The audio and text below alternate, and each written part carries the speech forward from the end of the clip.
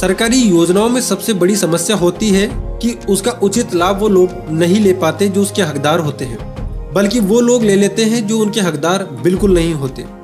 इसका जीता जागता उदाहरण है प्रधानमंत्री किसान सम्मान निधि योजना, और सरकार ने भी इस बात को माना है।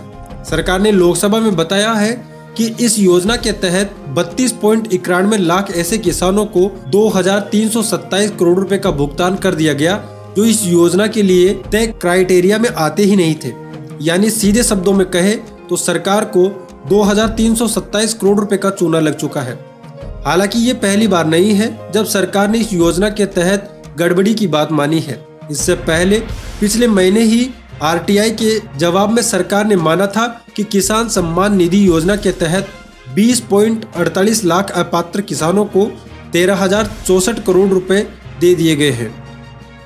सबसे बड़ी बात यह है कि देश को नई ऊंचाइयों पर ले जाने वाली अपनी बातों का ढिंढोरा पीटने वाली भाजपा सरकार की एक बात ये सामने आई है कि इस योजना के तहत जिन अपात्र किसानों को रकम भेजी गई उनमें से 40% यानी हर चौथा किसान भाजपा शासित राज्य का है।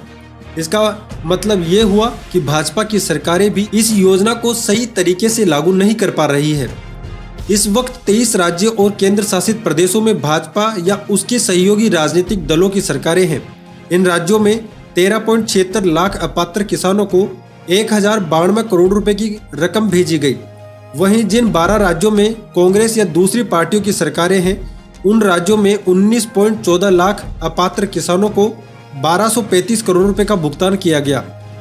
फिलहाल कुछ राज्यों में तो सरकार रिकवरी कर रही है, लेकिन इसमें भी हैरानी वाली बात यह है कि 17 राज्य तो ऐसे हैं जहां 1.92 लाख अपात्र किसानों को 180.36 करोड़ रुपए दिए गए, लेकिन सरकार इसमें 1 रुपए भी रिकवरी नहीं कर सकी। इसमें भी 14 राज्य तो भाजपा शासित है। सिर्फ दिल्ली, पौंडीचेरी और ओडिशा ही है जहां भाजपा की सरकार नहीं है। अपात्र किसानों के साथ साथ सरकार ने उन किसानों का डाटा भी साझा किया है जो किसान सम्मान निधि योजना के क्राइटेरिया में आते हैं। इसके मुताबिक सरकार इस योजना के तहत अब तक 10.74 करोड़ किसानों को 115.22 करोड़ रुपए दे चुकी है। सरकार की हर छोटी बड़ी खबरों से जुड़े रहने के लिए आप हमारे चैनल को सब्सक्राइब करें, साथ ही बेल आइकन को जरूर दबाएं।